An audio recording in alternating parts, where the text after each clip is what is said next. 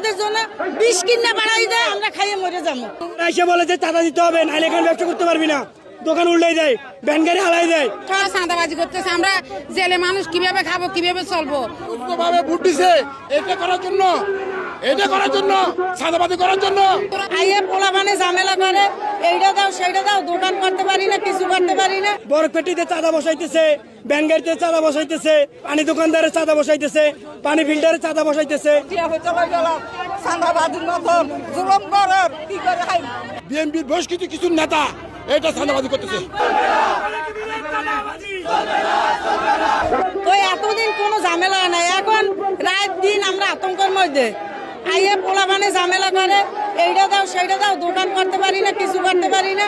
এরা আমাকে উপর টর্চারিং করে, মানে হঠাৎ এসে পড়ে, রাত্রে আসে, আপনার দিনে আসে, ওদিন রাত্রে 11টায় আসে। মাননীয় প্রধানমন্ত্রীর কাছে আমাদের একটাই অনুরোধ, আমাদের নিরাপত্তা চাই, আমাদের বাঁচার সুযোগ দেন। আমাদের টাকা পয়সা নাই, আমরা গরিব বইলে বরিশাল থেকে আইসে চিটাগাং কাজ করে খাই। এইটাও যদি আমরা না পারি, তাহলে সরকার আমাদের জন্য বিষ কিনে বাড়াই দেয়, আমরা খাইয়ে মরে যাবো। আমার বাপদাদা 14 গোষ্ঠীর এটা রাজমণি ঘাট, আমরা কোনোদিন আমাদের বাপ মারা এই চাঁদাবাজি দেয় নাই।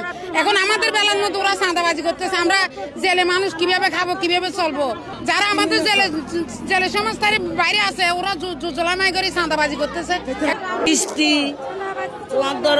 সুজি টিয়া এদিকে যদি জলাম আর কি করি জ্ঞান করি চললাম, আর তো কোনো সাউরি নেই বাউরি নেই।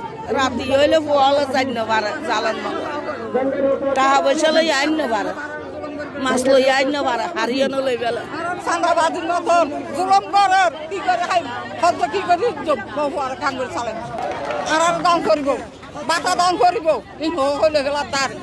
ভাই এই চাঁদাবাজিগুলো বর্তমানে এই রানিং অবস্থায় আমাদের ঘাট চালু হওয়া পর্যন্ত এই কিছু দল আছে, ঠিক আছে, তারা এসে আমাদের কাছ থেকে পেটিতে চাঁদা বসাইতেছে, ভ্যান গাড়িতে চাঁদা বসাইতেছে, পানি দোকানদারের চাঁদা বসাইতেছে, পানি ফিল্টারে চাঁদা বসাইতেছে, সব রংচে রংচে যাবে তাদের উপর চাঁদা বসাইতেছে, ঝালমুড়ি বিক্রি করে যারা, বাদাম বিক্রি করে যারা, তাদের উপর চাঁদা বসাইতেছে।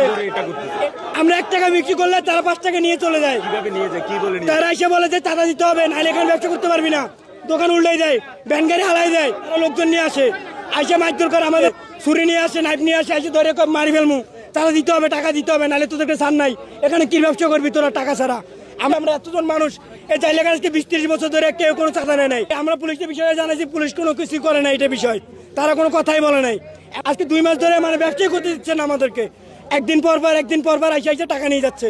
আমরা 10 টাকা বিক্রি করলে তারা 15 টাকা নিয়ে যাইতেছে। আমরা কি টাকা চুরি করে এনে দেবো? এই দ্রুত বিচারটা আমরা তারেক রহমানের কাছে চাই। আমাদেরকে সাহেদ রহমান ভাই আছে এখানে, আমরা চাচ্ছি সাহেদ রহমান ভাইয়ের কানে যাক, যে এটা দেখুক, এই বিষয়ে তারা ইচ্ছে করে এই জিনিসটা সমাধান করে দেবে।